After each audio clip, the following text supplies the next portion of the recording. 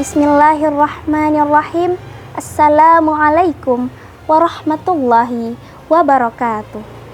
Sahabat Msenda TV yang dirahmati Allah, pada kesempatan ini kita akan melanjutkan pembahasan kita pada sesi sebelumnya, yaitu berbakti kepada orang tua.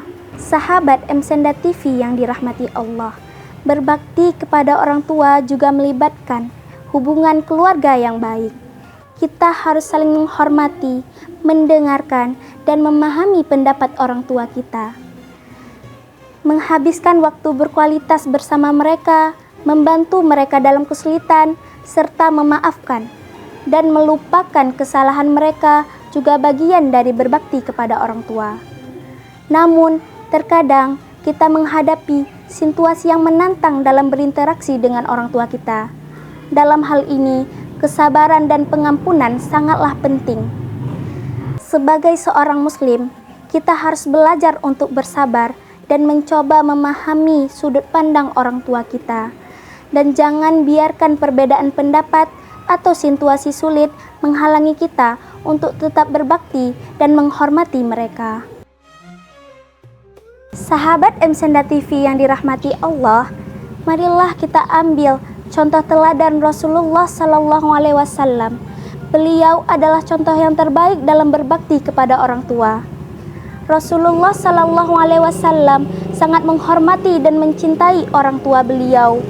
Beliau senantiasa menjaga hubungan yang baik dengan mereka, memberikan perhatian yang besar, dan memenuhi kebutuhan mereka dengan penuh kasih sayang. Dalam mengakhiri ceramah ini, marilah kita semua berkomitmen untuk berbakti kepada orang tua kita dengan sepenuh hati.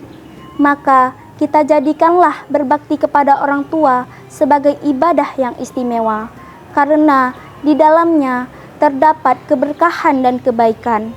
Dalam mengakhiri ceramah ini, marilah kita semua berkomitmen untuk berbakti kepada orang tua kita dengan sepenuh hati.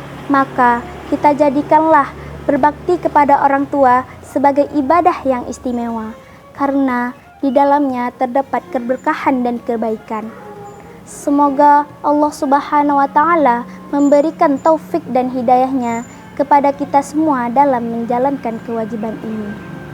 Akhirul kalam, wassalamualaikum warahmatullahi wabarakatuh.